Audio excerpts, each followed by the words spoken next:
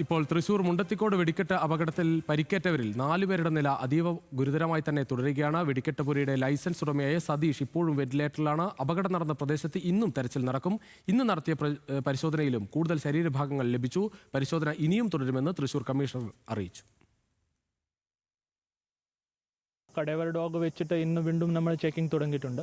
അതിൻ്റെ കൂടെ തന്നെ നമുക്ക് കുറച്ച് ബോഡി പാർട്സ് കിട്ടുന്നുണ്ട്.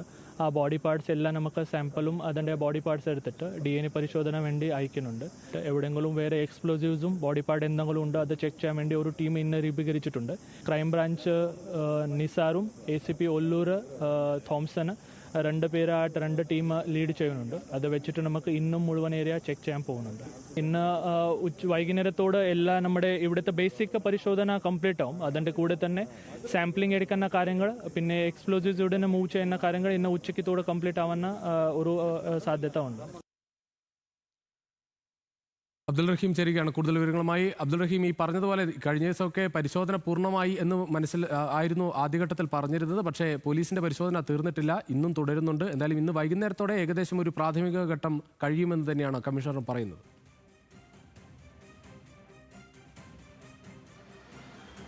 രുചീഷ്, ഇപ്പോഴും ചില ആളുകൾ, അതായത് ഈ അപകടം നടന്ന സ്ഥലത്തുണ്ടായിരുന്നെന്ന് പറയപ്പെടുന്ന ചില ആളുകൾ ഇപ്പോഴും മിസ്സിംഗ് ആണ്. അതിൽ 4 പേരെ ഇപ്പോഴും കാണാനില്ല എന്നുള്ളതാണ് അറിയിക്കുന്നത്. അതിലൊന്ന് സുരേഷ്, അഭിജിത്ത്, വിഷ്ണു, അതോടൊപ്പം തന്നെ ഗിരീഷ്. ഇങ്ങനെ ഈ 4 ആളുകളെ ഇപ്പോഴും മിസ്സിംഗ് ആണ്. അതുകൊണ്ട് അവരെ കണ്ടെത്തേണ്ടതുണ്ട്.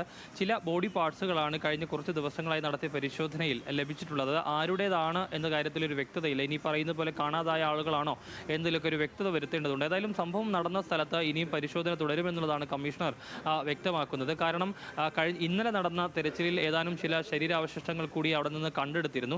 അതുകൊണ്ട് തന്നെ ഇനിയും കൂടുതൽ അവശിഷ്ടങ്ങൾ ഉണ്ടാവാനുള്ള സാധ്യതയുണ്ട് എന്നുള്ളത് തന്നെയാണ് പോലീസും അനുമാനിക്കുന്നത്. അതിൻ്റെ അടിസ്ഥാനത്തിൽ അവിടെ വീണ്ടും പരിശോധന തുടരാനുള്ളൊരു തീരുമാനത്തിലേക്ക് തന്നെയാണ് പോയിട്ടുള്ളത്. സ്വാഭാവികമായും കാണാതായ ആളുകളെ കണ്ടെത്തേണ്ടതുണ്ട്. കൂടാതെ അതേസമയം ഈ ആശുപത്രിയിൽ പരിക്കുപറ്റി ചികിത്സയിൽ കഴിയുന്ന ആളുകൾ ഇപ്പോഴും അവരുടെ ആരോഗ്യനില കാര്യമായ പുരോഗതി ഇല്ലാതെ തുടരുന്നു എന്നുള്ളതാണ്. ഈ വെടിക്കെട്ട് പുരയുടെ ലൈസൻസ് ആയിരുന്ന സതീഷ്, അദ്ദേഹം ഇപ്പോഴും ഈ പറയുന്നത് പോലെ തന്നെ വെന്റിലേറ്ററിലാണ് കഴിയുന്നത്.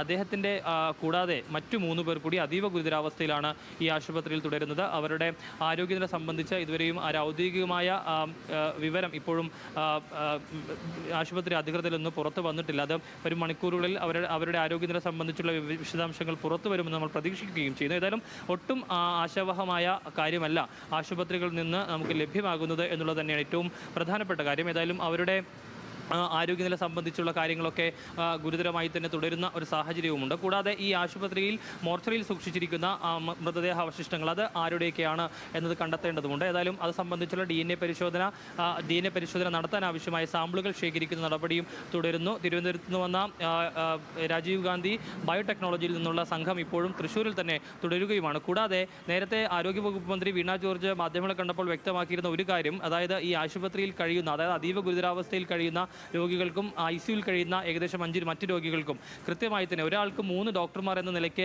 പരിചരണം ആവശ്യമായൊരു സാഹചര്യം നിലവിലുണ്ട്.